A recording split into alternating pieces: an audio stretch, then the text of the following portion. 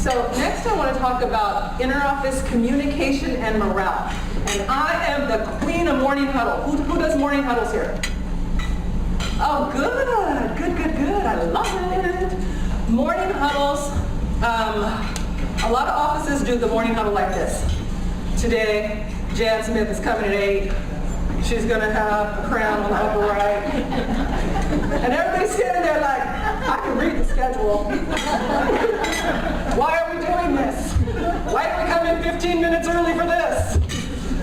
The thing about the morning huddle is, and I gave you a handout, is that it's an opportunity.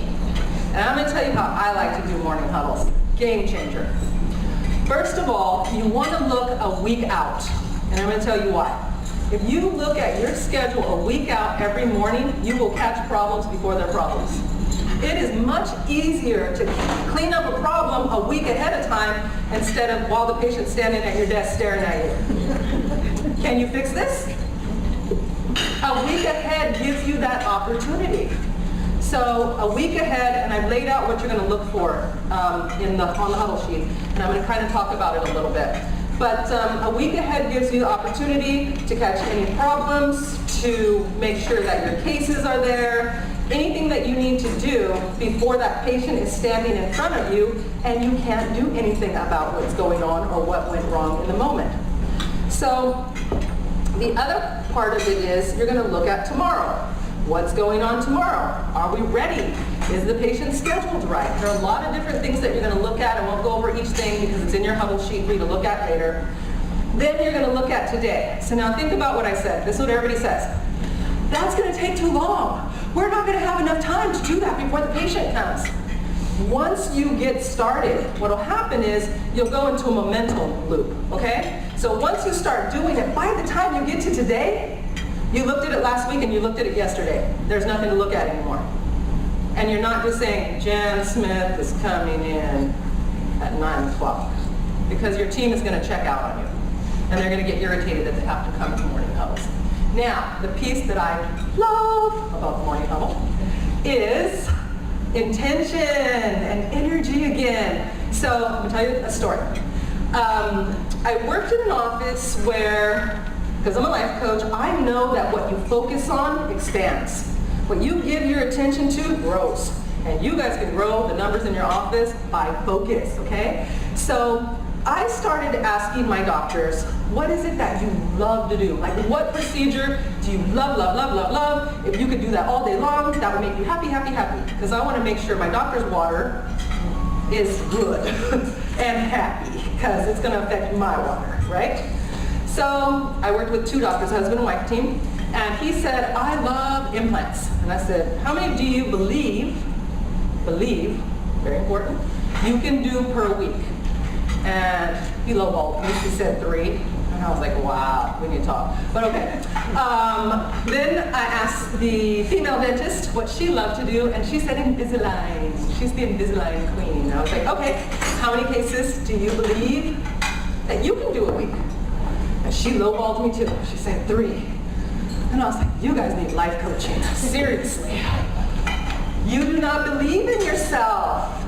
You're thinking so small. Why aren't you thinking bigger? But that's where they were, and so you are where you are, and that's okay. We'll work on it. So what I did was I brought those things to the huddle.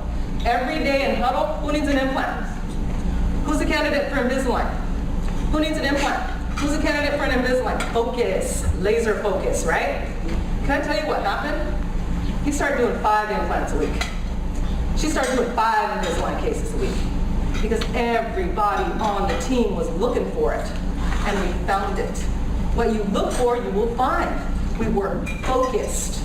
By the time I left that practice, I can't even tell you how many implants he was doing. I can't even tell you how many Invisalign cases she was doing, because it built their confidence. They went from believing that they could do 3 to knowing they could do 5. And if they could do 5, they could do 10. Sometimes we assume that our doctors just have this level of confidence and that they're driving the ship. But I'm going to tell you, ladies, you guys have power.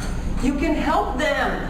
You can help them to do more, to believe in themselves more, but it starts with you, and we all focus on it and get your whole team.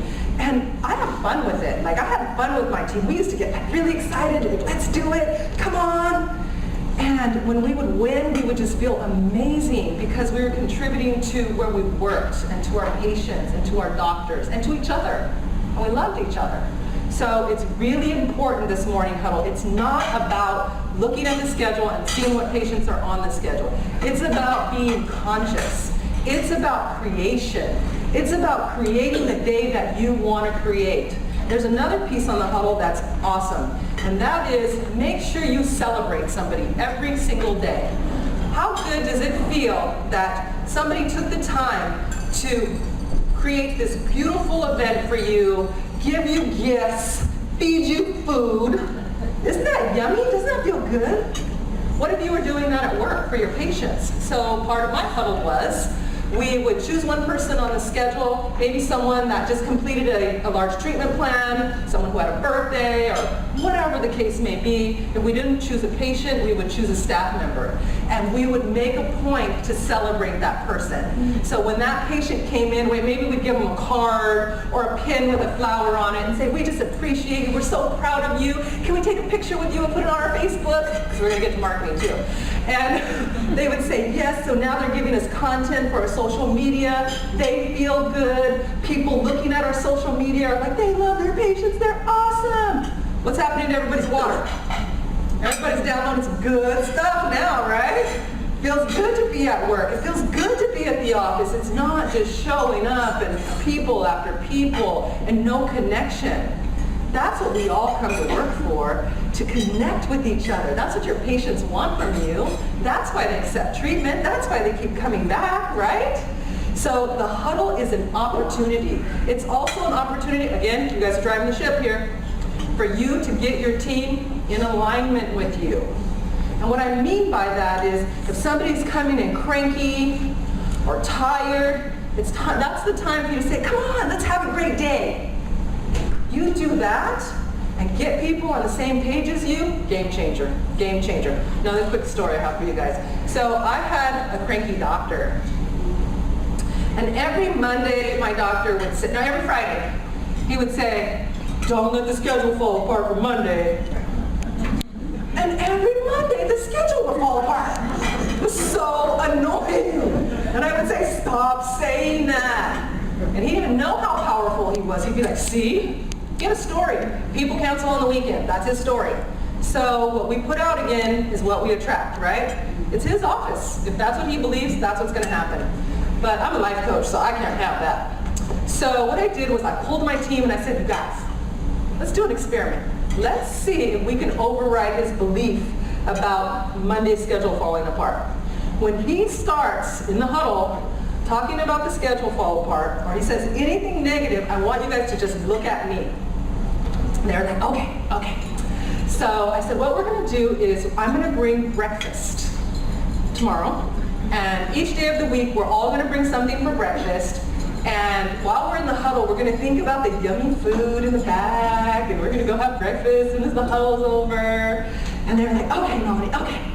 So he starts this schedule, and this person's not going to show up, and they can't pay. And every time he would do it, the staff would be like, and they're looking at me. And so I would go like this.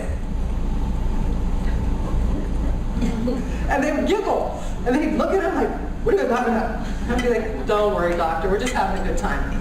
We'd finish the huddle, and I'd say, doctor, would you like some breakfast? No, I'll be in my office, I'll be in my office. Okay. Second day, same thing. Doctor, would you like some breakfast? What do you guys have? Showed it to him. No, I'm good.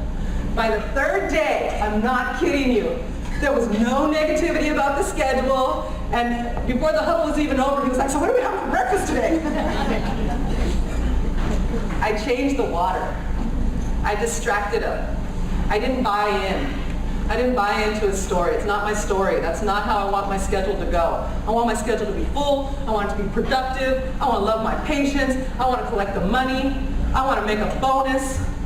I want everything. I want all of it. And I'm powerful, and you're powerful, and you can have it. So that's how I did it. So the huddle great opportunity. Take this sheet, make it your own, pull what works for you. If you don't like some of what I put on there, I don't care, but focus. Focus on your team, focus on your schedule, focus on what you want, and make it happen.